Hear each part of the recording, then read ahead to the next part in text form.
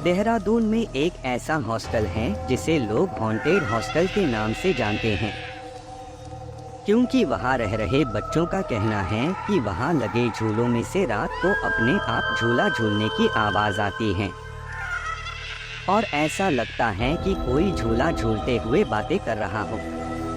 पर जब वहां रह रहे बच्चे खिड़कियों से झूलों की तरफ देखते तो उन्हें झूलों पर बैठा कोई नहीं दिखता और झूले अपने आप चलते रहते हैं और बातें करने की आवाज भी आती है।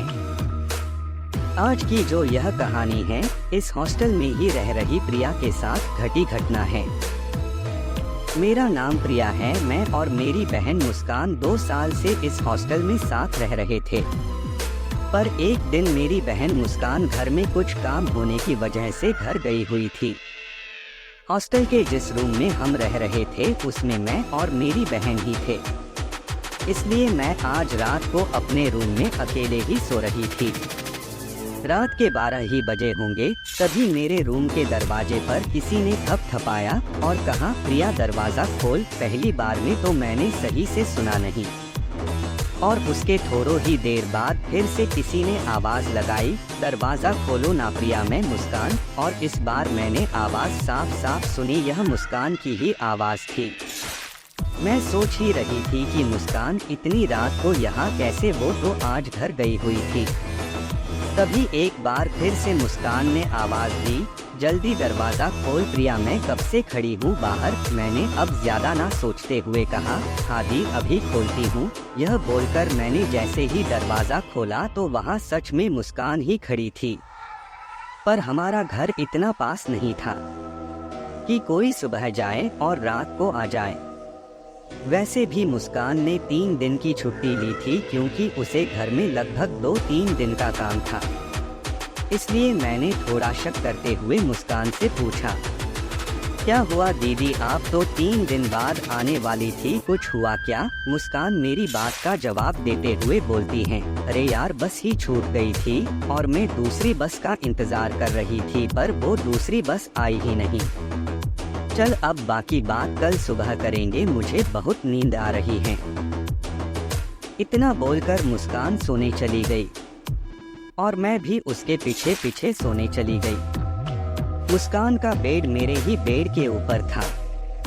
सोते हुए अभी कुछ ही समय हुआ होगा, तभी मुझे ऐसा लगा कोई मेरे सामने खड़ा हो। मैंने एकदम से आंखें खोलकर देखा, मेरे सामने कोई और नहीं बल्कि मुस्कान ही खड़ी थी। मैंने मुस्कान को ऐसे खड़े हुए देखा तो कहा, क्या हुआ दीदी, अब तक सोए नहीं क्या? मेरी बात का जवाब देते हुए मुस्कान बोलती है, मुझे डर लग रहा है, मैं तेरे ही साथ सोऊंगी। मुझे लगा इतनी रात को इतनी दूर से आई है, क्या पता इसलिए डर लग रहा हो। इसलिए मैंने मुस्कान को अपने ही साथ सोने दिया। सोते हुए अभी कुछ ही देर हुई होंगी, तभी मुझे ऐसा लगा जैसे कोई मेरे गले पर हाथ फेर रहा हो। मैंने पहले तो इस पर ज्यादा ध्यान नहीं दिया, पर लगातार हाथ फेरने की वजह से मेरी नींद टूट गई और मुझे ऐसा लगा कि मुस्कान हाथ फेर रही है। इसलिए मैंने उसे मना करने के लिए जैसे ही उसकी ओर पलटी तो जैसे मेरा खून जम सा गया हो और दिल की धड़कन अपनी दुगनी रफ्तार से चलने लगी। मैंने देखा मुस्कान की जगह एक बड़ी ही भयानक सी औरत, जिसका चेहरा जला हुआ था। उसका चेहरा देखते ही मेरे मुंह से एक बड़ी ही तेज चीख निकली और मेरी चीख निकलने के कुछ समय में ही पूरे कॉरिडोर की लाइट जल गई और लाइट जलते ही वो औरत भी पता नहीं कहाँ गायब हो गया। और फिर हॉस्टल के सभी लोग मुझसे आकर पूछने लगे कि क्या हुआ, और मैंने सारी बात सबको बताया तो सबका कहना था कि मैंने कोई सपना देखा होगा और सब मुझे यही बोलकर अपने अपने रूम में सोने चले गए। पर मुझे पूरा विश्वास था कि मैंने कोई सपना नहीं देखा था, यह मेरे साथ सच में हुआ था। सबके जाने के बाद मैं फिर से अपने बेड पर आकर लेट गई। इतना सब होने के बाद फिर से नींद तो अब आने से थी, फिर भी मैं लेट गई। लेटे हुए अभी कुछ ही समय हुआ होगा, तभी एक बार फिर से मेरे रूम के दरवाजे से थपथपाने की आवाज आई।